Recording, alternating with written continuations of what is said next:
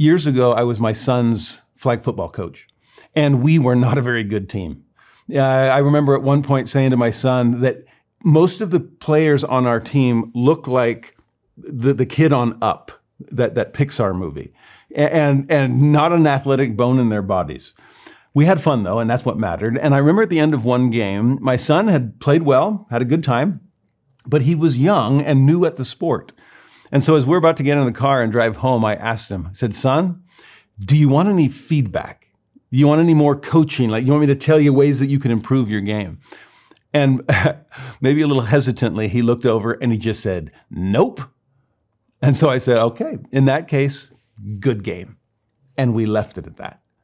But there was a part of me that was sad to realize that he wasn't open for the kind of improvement I knew he was capable of. Maybe that was more reflective of my inability to give the feedback as kindly as I needed to. I don't know. But the idea of being coachable, malleable, trainable, honestly, when I was trying to become a seminary teacher 25 years ago, that is one of the things that my trainer told me. He said, you're not that good of a teacher right now, but I love how open you are to criticism, to feedback. You take it well and you try to implement it. So maybe we can hire you based on potential. Oh, that was music to my ears, okay? But notice how Oliver Cowdery is taught this principle in section 6, verse 19. In fact, the more I've been working with people in faith crisis, the more I've talked to parents who are struggling with children that are going astray, this verse has come to mean a lot to me. Section 6, verse 19, Oliver is told, admonish him, Joseph, in his faults, and also receive admonition of him. Be patient, be sober, be temperate, have patience, faith, hope, and charity. I love that verse. Back in its original context, a better educated Oliver, a less educated Joseph, they're starting to work together. Anytime you're thrown into a mix like that, a new mission companionship, a new presidency you're serving in, whatever it might be, a new relationship, newlyweds anyone, whatever it might be, the two halves making the whole of being able to admonish someone else, but to receive admonition from them. There's going to be correction in both directions, and that's key. I think too often we're unwilling to receive admonition, but are we ready to give it? Perhaps the opposite is true, though maybe less frequently.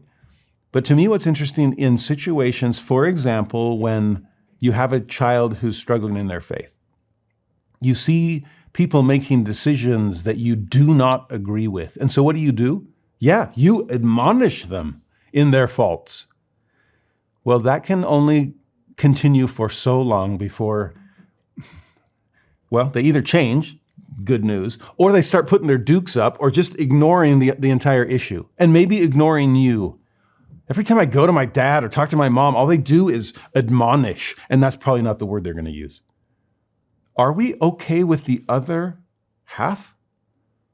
To admonish someone that we feel is in error, but simultaneously to be open to receive admonition from them.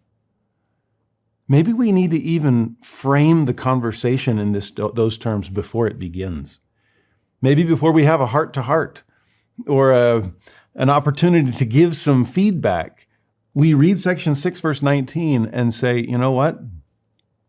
There are a few things I'd love to admonish you about, but I want you to know that I'm open to receive your admonitions as well. I know I haven't been a perfect parent, and I'm sorry. Perhaps some of my flaws have led to some of yours.